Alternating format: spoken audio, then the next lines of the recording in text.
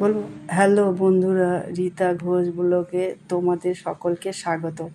আজকে আমি একটা আলুর দমের রেসিপি করে দেখাচ্ছি ঘরোয়া পদ্ধতিতে। প্রথমে আমি কড়াইয়ে আলু বসালাম, বসিয়ে আলুটা একটু সিদ্ধ করে নিলাম। তো সিদ্ধ করার পরে তারপরে আলুটা তুলে নিলাম, নিয়ে তারপরে কড়াইটা বসালাম, বসিয়ে তারপরে কড়াইটা গরম হলো, তেল দিয়ে দিলাম, আলুগুলো ভেজে নিলাম, ভেজে উপরে একটা পাত্রে তুলে নিলাম, তুলে নিয়ে তারপরে আবার কিছুটা তেল দিয়ে ওর মধ্যে তেলের মধ্যে জিরে সম্বার দিয়ে তারপরে টমেটো একটু কাঁচা লঙ্কা দিয়ে তারপর আদা বাটা লবণ দিয়ে কষালাম।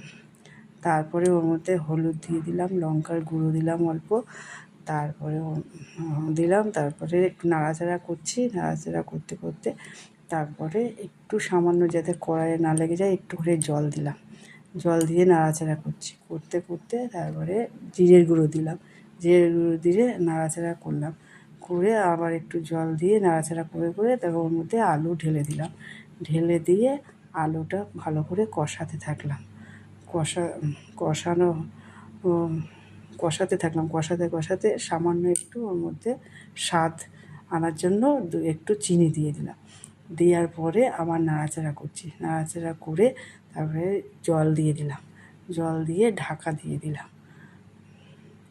তারপরে ঢাকা দেওয়ার পরে কিছুক্ষণ পরে ঢাকনা তুলে আর একটু নাড়াচাড়া করে একটু আলুটা সিদ্ধ হয়েছে কিনা দেখে নিলাম, দেখে নেওয়ার পরে আবার ঢেকে দিলাম, ঢেকে দেওয়ার পরে নামানোর আগে গরম মশলা আর আলুর দমের মশলা দিয়ে নাড়াচাড়া করে তারপরে নামিয়ে নিলাম। ভিডিওটা যদি আপনাদের ভালো লাগে তাহলে আপনারা কমেন্ট করবেন। ধন্যবাদ। হয়েছে কথা বলো হয়নি? আর লাইক, কমেন্ট আর সাবস্ক্রাইবার অবশ্যই করবে। ধন্যবাদ সবাইকে।